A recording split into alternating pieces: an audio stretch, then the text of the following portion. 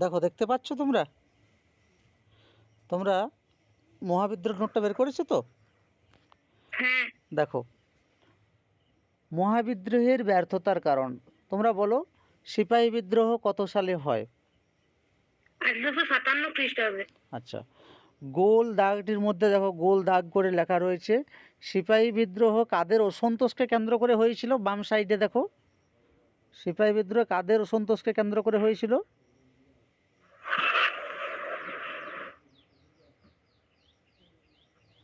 রাজন্যবর্গ জমিদার।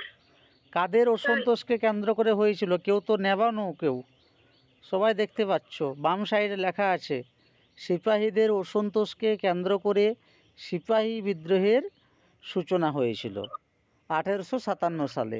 পরবর্তীকালে সিপাহীদের সাথে কারা কারা যোগদান করেছিল দেখে দেখে বলো। রাজন্যবর্গ জমিদার, তালুকদার, কৃষক আর সাধারণ মানুষ। ব্যাস, ফলে কি হয়, এই সিপাহী বিদ্রোহ মহাবিদ্রোহে পরিণত হয়। কত বছর সিপাহী বিদ্রোহ ছিল? 1.5 বছর। এই 1.5 বছরের মধ্যে কিন্তু আস্তে আস্তে করে নিস্তেজ হয়ে যায়। তাই সিপাহী বিদ্রোহের বেশ কিছু কারণও রয়েছে ব্যর্থ হওয়ার, তাই না?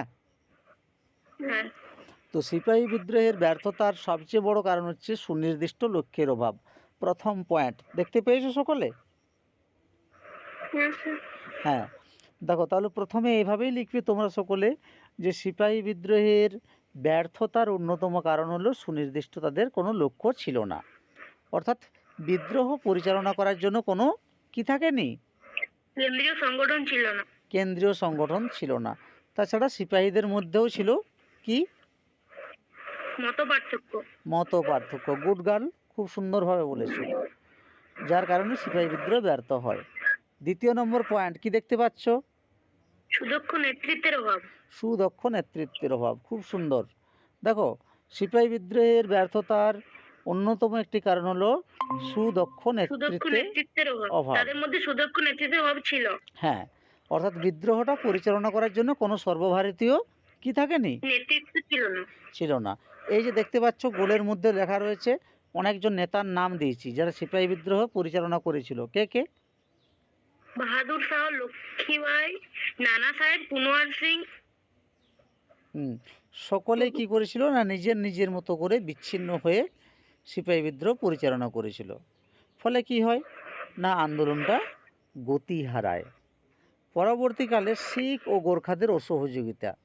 শিখ ও গোর্খা দুটি জাতি, হ্যাঁ, যারা সিপাহীদেরকে সমর্থন করেছিল না করেনি?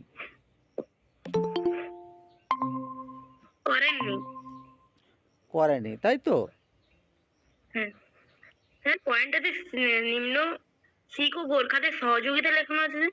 হ্যাঁ, সহযোগিতা, ব্রিটিশ সরকারকে সহযোগিতা করেছিল। তাই হ্যাঁ। কথাটা আমাকে ঘুরিয়ে বলতে হবে যে 1857 সালের সিপাহী বিদ্রোহে শিখ ও গোর্খাদের সিপাহীরা ব্রিটিশ সরকার ব্রিটিশ সরকারের প্রতি সমর্থন জানিয়েছিল, তাই তো? গোলটা দেখতে পাচ্ছ? হ্যাঁ, হ্যাঁ। এবং বিদ্রোহ দমনে সরকারকে কি করেছিল? সরকারকে সমর্থন জানায়।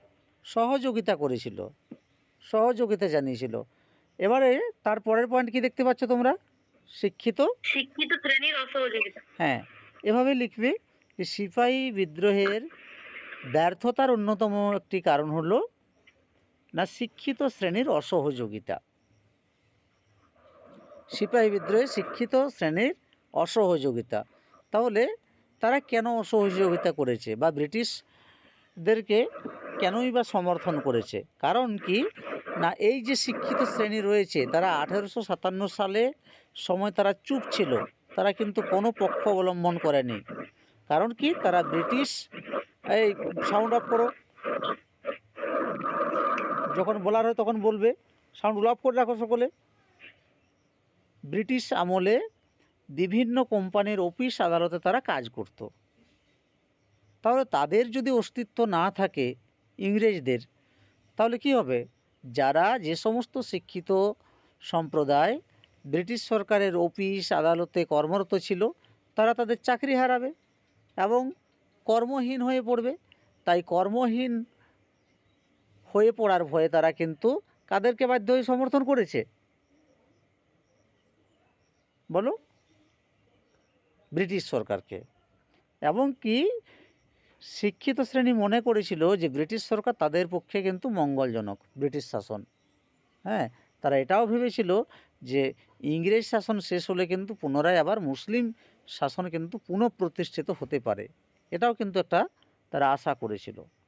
সর্বশেষ পয়েন্ট কি লেখা আছে?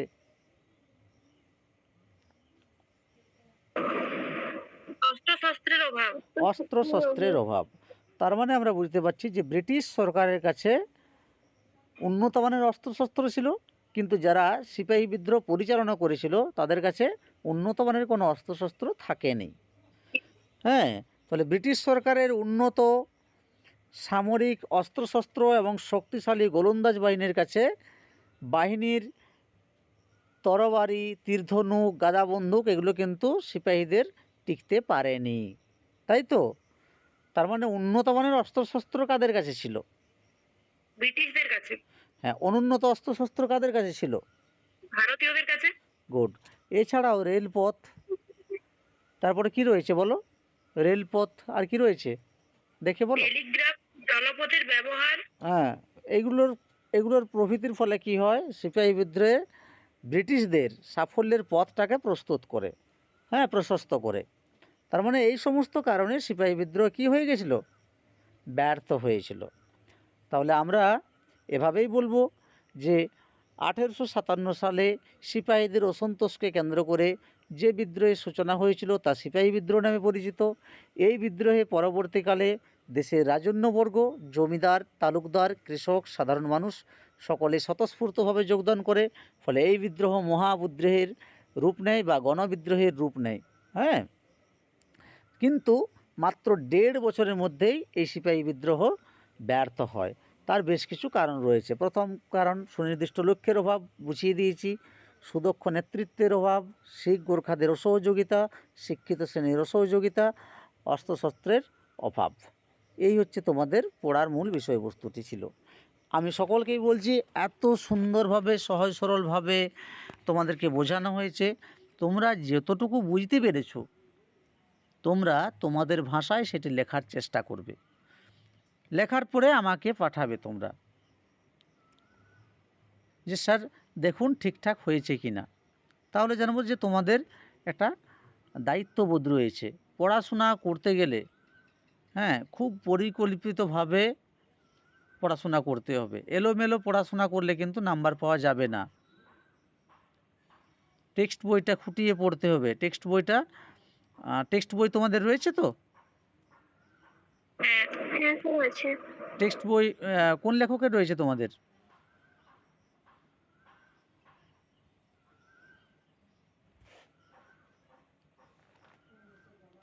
ছায়া প্রকাশনীর টেক্সট বইটি কিনবে সবাই। ছায়া প্রকাশনী, শুনে রেখো। দুটোই আছে, জীবন মুখোপাধ্যায় আর ছায়া প্রকাশন। ঠিক আছে, ছায়া প্রকাশনীটি লাইন বাই লাইন পড়বে, কারণ মাধ্যমিকে কিন্তু ছায়া প্রকাশনী পড়ে। খুব নামি দামি কোম্পানি, লেখকও কিন্তু অনেক গুণগত মানের। জি.কে. পাহাড়ি এবং ডক্টর সুভাষ বিশ্বাস। তাই তথ্যও কিন্তু অনেক নির্ভুল, কোথাও কিন্তু ভুল পাবে না। অনেক অভিজ্ঞ দুজন স্যার, সকলে ভালোভাবে পড়বে। কেমন?